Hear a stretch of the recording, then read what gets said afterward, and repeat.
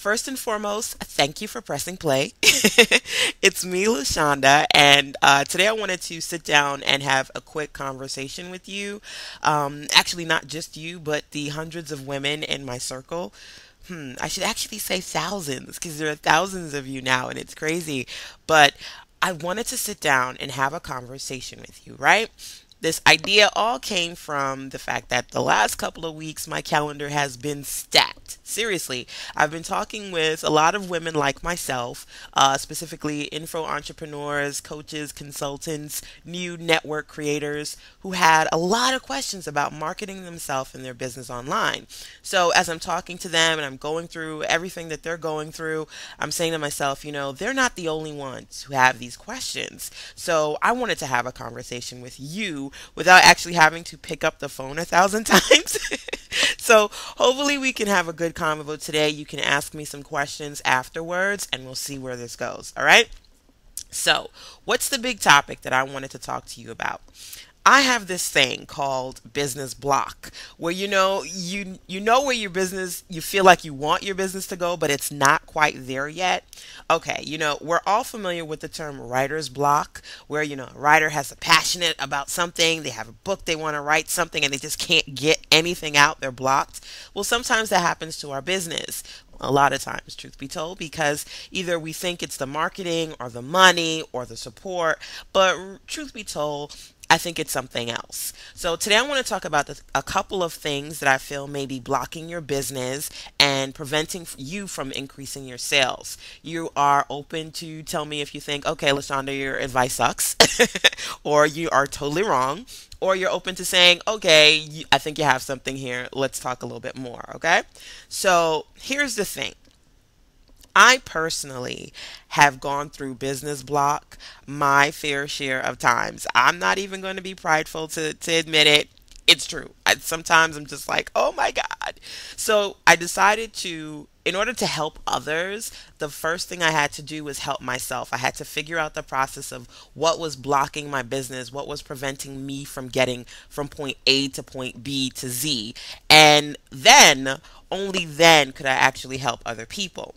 So, on my journey of soul searching, I figured out a couple of things, and perhaps some of these issues are your issues as well. Just let me know.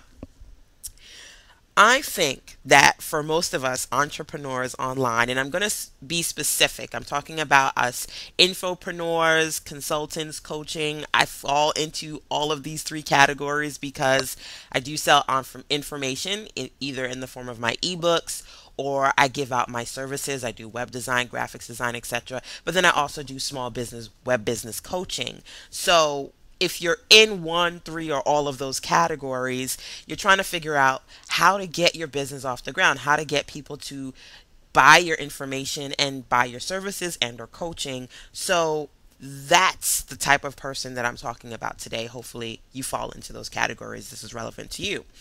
Oh, and by the way, if you sell products and you're going, what about me? What about me? I'm going to get to you guys in another conversation, but I wanted to talk specifically to my sisters with these particular issues. Okay. So, I've come to the realization that we fall into three different categories as far as business block is concerned. And I'm going to talk from a very personal perspective on how I fall into these categories and possibly you might as well. First category of women entrepreneurs, infopreneurs, are the fearful group. And we have a lot of things holding us back. More often than not, I have to say it's fear. Whether it be your fear, you're afraid to put yourself first or put yourself out there as the person who is running this business. That's one big fear. Or you're afraid of technology. You don't really get it. You're new to it. It's foreign to you. So you're constantly outsourcing or you're asking other people to do the stuff for you because you really don't think you have what it takes to get a handle on internet marketing and technology for yourself. And of course, and this is a funny one, but it's true. You're afraid to market your own products and services. And, I come across a lot of people who are in that category. You've got stuff you want to sell. You obviously want to make money. But when it comes to time to be a marketer and a seller, you're like, I really don't want to be that person. Can somebody else do it for me, please? Okay, talking about this first category of fearful women. I personally was in this category for a while. I like to sell. Obviously, you can tell that off the bat based on all the stuff that I do. And I love technology because I'm a techie girl. My problem was I didn't want to put myself out there. I didn't want people to know who I was. I kind of wanted to hide behind the computer for as long as I possibly could. And truth be told, that fear kept me back for as long as I held it. And to some degree, if I'd have let go of that fear a long time ago, I think I would have been farther, way faster. Okay, so I'm telling you that because it's possible there's something in you that's holding you back, that's making you resistant to unblocking your business and taking it to where it needs to be. How did that affect me?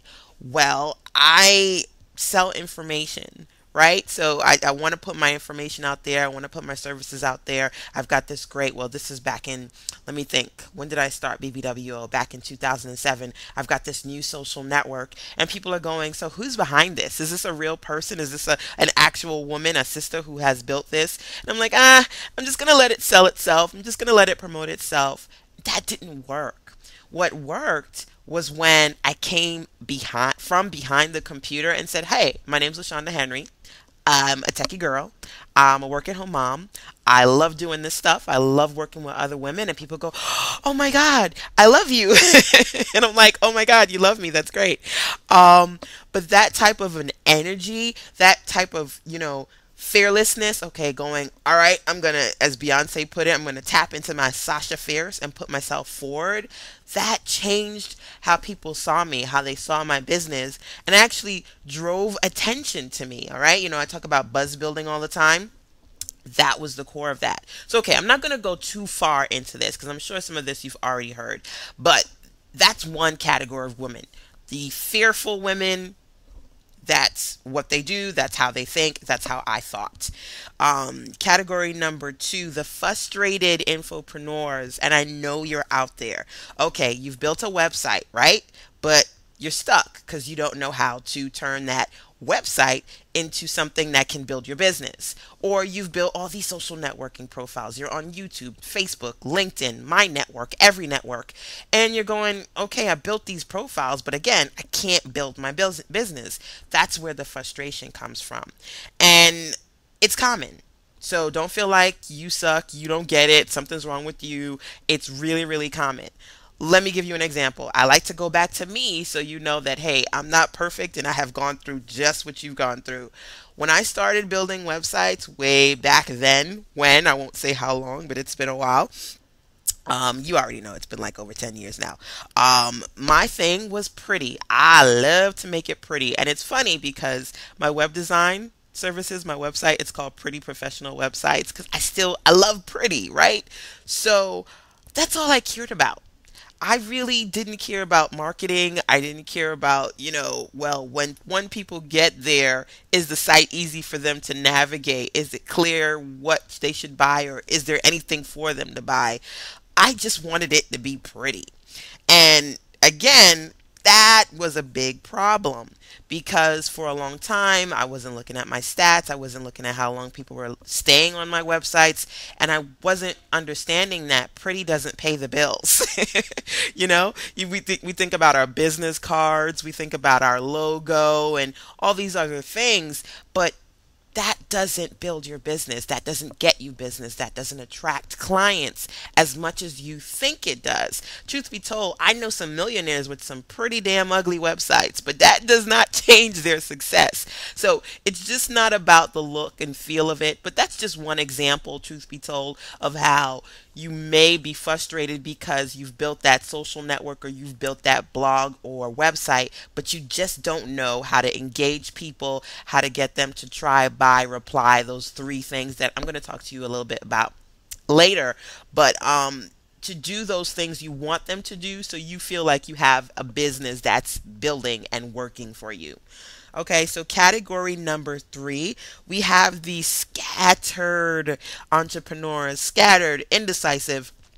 Multitaskers. You know me. I've got 30 plus businesses, so I'm the last person to tell you that you shouldn't be scattered. But I'm going to say that because I know what it is to be scattered. I have a lot of things going on.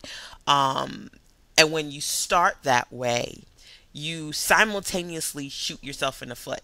You slow yourself down because you're trying to do too many things at once. Now, I tell people all the time, I've been doing this for over 10 years. And while I do have multiple websites, I didn't build them all at the same time. You know, sisters, somebody comes up to you and you say, "Yeah, I'm an entrepreneur. I'm a consultant. I've got Mary Kay on the side. I'm starting a boutique. I got a hair company going on." And the list is like, da, da, da, da, da, da, da, da. It's just too many things going on. You really got to focus on something. So let me tell you a quick story. A friend of mine came to visit me in North Carolina for a couple of weeks, and she